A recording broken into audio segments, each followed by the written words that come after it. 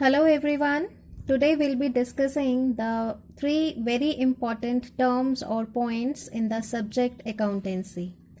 That is bookkeeping, accounting and accountancy itself. हम ये इन तीनों टर्म्स को आज समझेंगे.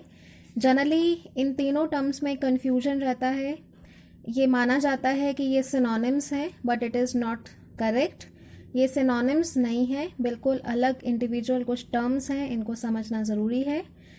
तो if it talk about book keeping के अंडर हम क्या स्टेप्स हमें लेने होते हैं, ठीक है, वो बात करते हैं. That is identifying financial transactions and events. Second, measuring in terms of money. Third, recording in book of original entry. And fourth, classifying recorded transactions and events, that is posting them into ledger accounts. ये हम काम book keeping के under करते हैं. And accounting में अगर हम बात करें तो very first step is summarising, then interpretation and then communication. ये तो कुछ ऊपरी तौर पर हमने बात कर ली है, बट एग्जैक्टली इनका मीनिंग क्या है, कैसे होगा, वो हम एक एग्जाम्पल के थ्रू समझेंगे. सो डियर ऑल, आप ये मानकर चलें कि हम एक ट्रेडिंग बिजनेस कर रहे हैं and you are the proprietor of the same. आप उस बिजनेस के ऑनर हैं. ट्रेडिंग बिजनेस किस चीज़ का है? मोबाइल या सेलफोन शोरूम आपने स्टार्ट किया है, ठीक है. तो इन अ डे मैंने कुछ 4 ट्रांजेक्शन्स जो हैं अपने पास रखी हैं, रिकॉर्ड नोट किए हैं. Very first is purchased 200 units of handsets. Mobile handsets हमने परचेज किए. Second, appoint 2 salesmen. Third, sold 3 units of mobile phone.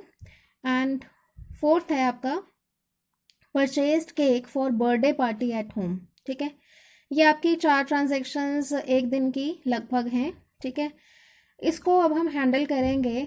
इसमें देखेंगे कि क्या चीज़ हमें कैसे करनी है. सी, आपका जो बिजनेस है मोबाइल और सेलफोन शोरूम है, ठीक है. ये बात बहुत क्लियर सी है कि ये जो बिज़नेस है इससे रिलेटेड ट्रांजैक्शंस ही हम बिज़नेस के अकाउंट्स, ठीक है, जब हम बुक्स ऑफ अकाउंट्स मेंटेन करेंगे तो बिज़नेस की बुक्स ऑफ अकाउंट्स मेंटेन कर रहे हैं.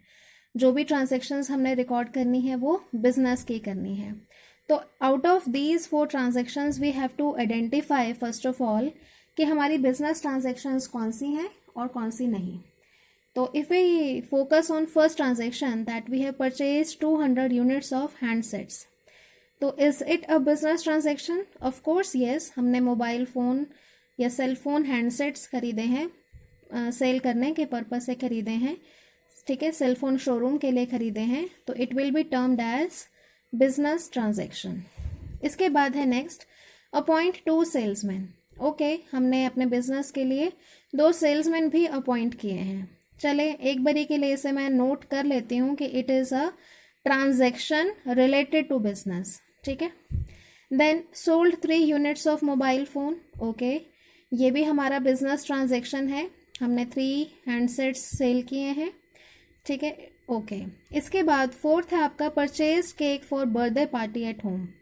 अब घर पर बर्थडे पार्टी है, केक परचेज किया आपने, तो is it related to business? No, not at all. तो ये आपकी अपनी पर्सनल एक ट्रांजैक्शन है, तो इसे हम बिजनेस ट्रांजैक्शन की कैटेगरी में नहीं डाल रहे हैं. मैं इसे P.T लिख रही हूँ, दैट इज़ पर्सनल ट्रांजैक्शन हो गई, ठीक है. तो क्लियर कट है कि इसे तो हम रिकॉर्ड नहीं करेंगे. फाइन. तो हमारा जो बुक कीपिंग के अंडर फर्स्ट स्टेप आता है that is identifying financial transactions and events. Fine, हमने अभी क्या किया है, फाइनेंशियल ट्रांजेक्शन्स एंड इवेंट्स अभी हाफ डन हुआ है. ये स्टेप भी हमारा वापस मैं आपको लेकर जा रही हूँ अपने एग्जाम्पल के ऊपर. That is purchase 200 units of handsets, ठीक है. It is a financial transaction, ठीक है. इसको हम मनी फॉर्म में कन्वर्ट कर सकते हैं. 200 यूनिट हमने परचेज किए हैं, तो कहीं ना कहीं ये फाइनेंशियल नेचर का ट्रांजेक्शन है, ठीक है, पैसे का लेन देन हुआ है इसमें. Second is appoint 2 salesman. तो यहाँ पर आपने सिर्फ 2 सेल्समैन अपॉइंट किए हैं अपने बिजनेस या अपने शोरूम के लिए. यहाँ पर पैसे का कोई लेना देना नहीं हुआ है, ठीक है. फाइनेंशियल नेचर का ट्रांजैक्शन ये नहीं है. तो ये ट्रांजैक्शन रिलेटेड टू बिजनेस तो था, ये इवेंट ऐसा था जो बिजनेस से रिलेट कर रहा था, बट ये अभी फिलहाल नॉन फाइनेंशियल नेचर का है, ठीक है। इसमें फाइनेंस कहीं भी हमें दिख नहीं रहा। हाँ, लेटर स्टेज पर जब उनको हम सैलरी पे करेंगे इन्हीं सेल्समैन को, तो जब सैलरी पे करना होगा that will be termed as your financial transaction, लेकिन just mere an appointment will not be termed as financial transaction. तो क्या करेंगे, हम इसे भी रिकॉर्ड नहीं कर सकते हम अपने बुक्स ऑफ अकाउंट्स में। Then sold 3 units of mobile phone, ठीक है, ये भी हमारा क्या है, फाइनेंशियल नेचर का ट्रांजैक्शन है, पैसे का लेन देन यहाँ पे हमें दिख रहा है कि हुआ है, ठीक है। तो हमारा बुक कीपिंग का first step that is identifying financial transactions and events यहाँ पर हुआ डन। तो आउट ऑफ 4 हमने देखा कि 2 ट्रांजैक्शंस ऐसी हैं जो हमें बिजनेस में, हमारे बिजनेस की बुक्स ऑफ अकाउंट्स में हम रिकॉर्ड करेंगे। अभी तो हमने सिर्फ उन्हें आइडेंटिफाई किया कि इन्हें रिकॉर्ड करना है, ठीक है। आगे नेक्स्ट स्टेप है हमारा measuring in terms of money, ठीक है। अब इसके ऊपर वापस आते हैं अपने एग्जाम्पल के ऊपर। यहाँ कहीं पे भी हमें अमाउंट नहीं दिख रहा, मनी फॉर्म नहीं दिख रही है, हमें सिर्फ इतना पता है कि 200 यूनिट हमने परचेज किए, या फिर हमें ये पता है कि 3 यूनिट्स हमने सेल किए। ये 200 यूनिट्स हमने कितने रुपीज़ करेंसी, ठीक है, तो currency that is your rupees, कितने रुपीज़ में हमने परचेज किए वो हमें फाइंड आउट करना है। वो कैसे हम करेंगे, that is through the bill, ठीक है। जिससे परचेज किए होंगे डेफिनेटली उन्होंने इनवॉइस बना के दिया होगा, उस पर जो अमाउंट मेंशन होगा वो इतने अमाउंट का हम मानेंगे, ठीक है। तो ये रुपी में कन्वर्ट करना, मनी फॉर्म में कन्वर्ट करना ज़रूरी है, मेजर करना ज़रूरी है। Same way sold 3 units of mobile phone, तो ये भी आपने क्या करना है, दैट इज़ मनी फॉर्म में इसे कन्वर्ट करेंगे कि आपने 3 यूनिट्स कितने अमाउंट के सेल किए वो आप मेजर करेंगे, ठीक है। ये हुआ हमारा second step of book keeping. इसके बाद थर्ड स्टेप हमारे पास आता है recording in book of original entry. हमने आइडेंटिफाई कर लिया कि बिजनेस ट्रांजैक्शंस कौन सी हैं, हमने उनको मनी फॉर्म में मेजर कर लिया। अब क्या बचा, बस कुछ नहीं बचा, अब हम क्या करेंगे, रिकॉर्ड कर देंगे। रिकॉर्ड हमें कहाँ करना है, बुक ऑफ ओरिजिनल एंट्री, जिसे हम बोल सकते हैं, हमारी बुक ऑफ ओरिजिनल एंट्री का नाम होता है जर्नल, या फिर हम कुछ सब्सिडियरी बुक्स भी फॉलो करते हैं, सब्सिडियरी बुक्स भी हम फॉलो कर सकते हैं depending upon the size of the business, ठीक है। तो जर्नल और सब्सिडियरी बुक्स या जर्नल प्लस सब्सिडियरी बुक्स में हम ये सब चीज़ें अपनी ट्रांजैक्शंस को रिकॉर्ड करते हैं, ठीक है। एंड आफ्टर रिकॉर्डिंग हमारा नेक्स्ट स्टेप आता है that classifying recorded transactions and events, that is posting them into ledger accounts.